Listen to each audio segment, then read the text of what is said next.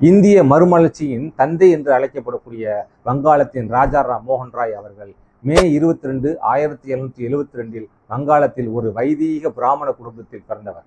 தனது தாய்மொழியான வங்காளத்தில் புலமை பெற்றிருந்ததோடு சமஸ்கிருதம், அரபி, கிரேக்கம், வங்காளம், பிரெஞ்சு, லத்தீன், எபிரேயம், இந்தி போன்ற பல்வேறு மொழிகளில் புலமை பெற்ற பல்துறை வித்தராக விளங்கியவர்தான் ராஜாராம் மோகன் ராய் அவர்கள்.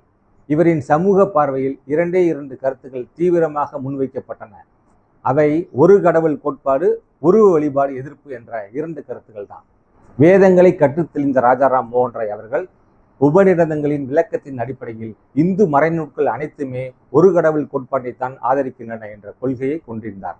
அன்றைய சமூகத்தில் கண்மூடித்தனமாக பின்பற்றப்பட்டு வந்த பெண்களுக்கு எதிராக கணவன் இறந்தவுடன் மனைவி உடன்கட்டை ஏற வேண்டும் என்ற வழக்கத்திற்கு எதிராகவும், பெண் சிசு கொலை மற்றும் பலதார மனம் போன்ற மரபு சார்ந்த பழக்க வழக்கங்கள் தொடர்ந்து கடைபிடித்து வருவதைக் கண்டு மனம் வருந்தினார்.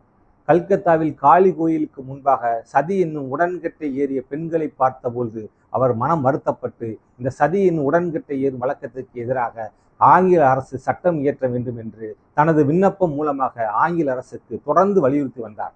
மக்கள் பகுத்தறிவோடும் பரிவோடும் மனித பண்போடும் இருக்க வேண்டும் என்று எடுத்துரைத்தார்.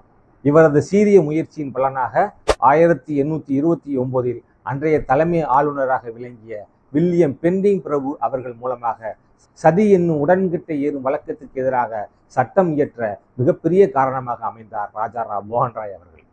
இவரது சமூக பார்வையில் பெண்களுக்கு கல்வி அவசியம் என்றும் ஆங்கில கல்வியோடு மேலை நாட்டு அறிவியலும் அறிமுகப்படுத்தப்பட வேண்டும் என்று ஆதரவு தெரிவித்தார். 1828 பிரம்ம சமாஜத்தை நிறுவியதுடன் ஆகஸ்ட் 20 ஒரு கோயிலை எழுப்பி அந்த கோயிலில் எந்த விதமான திரு உருவச் சிலையும் நிறுவாமல் உருவ வழிபாட்டை தவிர்த்தவர் ராஜாராம் மோகன் ராய் அவர்கள். கோயில் வளாகத்தில் எந்த சமயத்தையும் ஏளனமாகவோ அவமானமாகவோ பேசக்கூடாது என்று எழுதி வைத்தார். இவ்வாறு 19ஆம் நூற்றாண்டில் பெண்களுக்கு எதிராக இழைக்கப்பட்ட சமூக கொடுமைகளுக்கு எதிராக போராடிய ராஜாராம் மோகன் ராய் அவர்களின் சமாதியோ கல்லறையோ இந்தியாவில் ஏற்படுத்தப்படவில்லை. அதற்கு காரணம் என்னவென்றால், அன்றைய காலகட்டத்தில் முகலாயர்களின் கடைசி காலகட்டம் நெருங்கி கொண்டிருந்தது. முகலாய மன்னருக்கு ஜீவன் அம்சம் வேண்டி இங்கிலாந்து சென்ற ராஜாராம் மோகன் ராய் அவர்கள் அங்கேயே இறந்த காரணத்தால் அவரது கல்லறை இங்கிலாந்தில் உள்ளது. சரிங்களா? 1833 ராஜாராம் மோகன் ராய் இறந்த பிறகு அவர் விட்டு சென்ற பணிகளை தேசிய கீதத்தை இயற்றிய ரவீந்திரநாத் தாகூரின் தந்தையான தேவேந்திரநாத் தாகூர் தொடர்ந்தார்.